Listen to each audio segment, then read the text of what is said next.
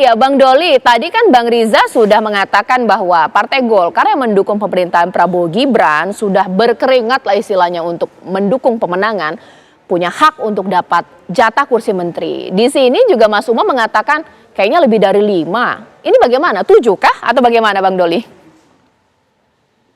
Yang tahu tepatnya itu cuma Pak Prabowo, Pak Erlangga, dan Allah Subhanahu wa Ta'ala.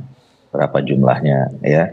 Karena begini, saya tegaskan sekali lagi, urusan kabinet, apalagi urusan jumlah, siapa, dan segala macam, itu sekali lagi hak prerogatifnya Presiden. Dalam hal ini Presiden terpilih kita kan Pak Prabowo. Nah, tadi juga saya sudah pernah sampaikan bahwa pasti juga akan ada komunikasi dengan partai-partai politik pengusung, termasuk Golkar, dan itu sudah kami serahkan mandatnya sebetulnya kepada Pak Erlangga untuk membangun komunikasi kepada Pak Prabowo. Nah, tentu kami juga punya harapan ya, karena pada Pileg dan Pilpres kemarin, terutama Pilpres, Golkar memang menjadi salah satu partai pengusung utama ya, dan kemudian cukup serius memenangkan pasangan Pak Prabowo dan Pak Gibran. Jadi tentu kita juga punya harapan ya. Soal angkanya berapa, di mana posisinya, siapa yang ini, itu sekali lagi hak prerogatifnya Pak Prabowo.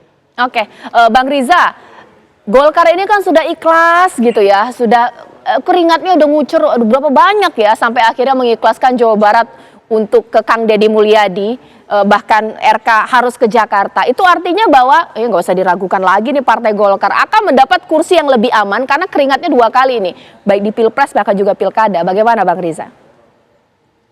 Semua partai politik yang bergabung dengan koalisi tim itu semua berkeringat. Ya tentu Golkar partai besar, jejaringnya tentu lebih banyak, caleg-calegnya lebih banyak dan sebagainya. Memang semua kita hormati, kita hargai, semua bekerja, semua partai politik, relawan, seluruh masyarakat punya andil peran yang besar terhadap pemenangan Prabowo Gibran. Dan terkait menteri tadi sampaikan oleh Bang Doli bahwa jumlahnya dan siapa orangnya di kementerian apa ya cuma Allah yang tahu, Pak Prabowo dan ya para pimpinan menteri yang berkoalisi sesuai dengan bidangnya partai politik masing-masing. Jadi saya kira kita tunggu saja pada waktunya yang insya Allah akan diumumkan. Rencananya kan Presiden dilantik tanggal 20 Oktober. Kebiasaan Menteri dilantik itu kan tanggal 22 Oktober. Rencananya mungkin dimajukan sehari 21 Oktober. Kita tunggu saja.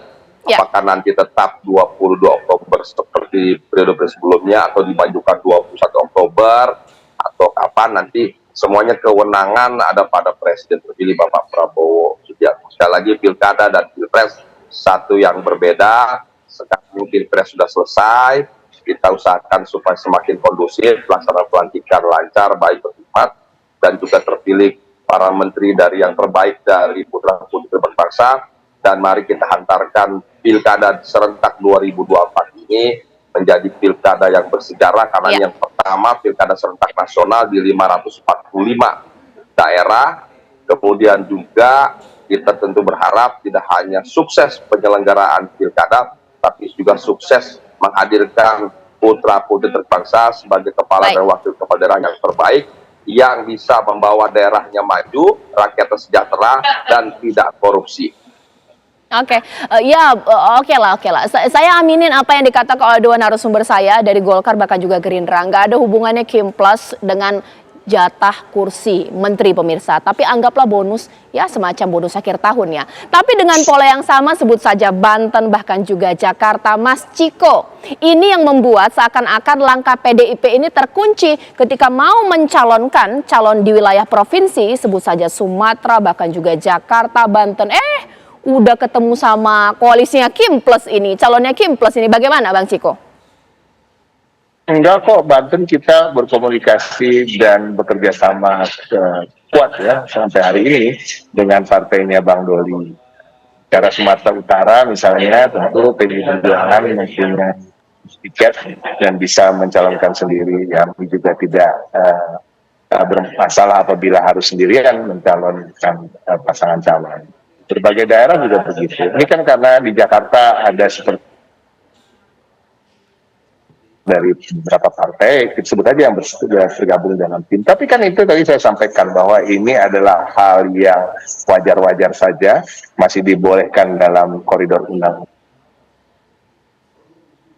Apabila di Jakarta ini calonnya bisa lebih dari satu dari dukungan partai-partai politik, karena kita tahu sendiri masyarakat yang beragam, tentu aspirasinya juga beragam dan tidak hanya bisa disalurkan melalui pasangan calon saja. Ini kan harapan, tapi namanya berharap kita berusaha, tapi kita lihat nanti hasilnya dan apakah akan seperti itu atau tidak. Saya PDI Perjuangan sama sekali tidak melihat bahwa kami berusaha untuk dikucilkan atau digagalkan untuk mencalonkan calon, karena kita tahu ada 30 provinsi dan 508 kabupaten kota, dan di tempat-tempat lain kita sangat cair. Kita bekerja sama dengan partai-partai yang tergabung dalam KIM, kita bekerja sama dengan partai-partai yang bergabung dalam koalisi perubahannya Pak Anies, seperti PKB, Nasdem, dan PKS juga. Jadi ini hal yang biasa. Tapi kalau ada dinamika, ada semacam gerakan-gerakan, manuver-manuver, ya itulah politik. Kita harus terbiasa dengan itu. Di berbagai tempat kita berkompetisi, berbagai tempat kita bersama, ya, dan ketika berkompetisi sangat keras. Tapi ini kan semua untuk kebaikan rakyat. Dan rakyat juga harus tahu bahwa ketika kita sudah memilih jalan untuk berkompetisi, tentu kita membawa aspirasi masing-masing segmen pemilih.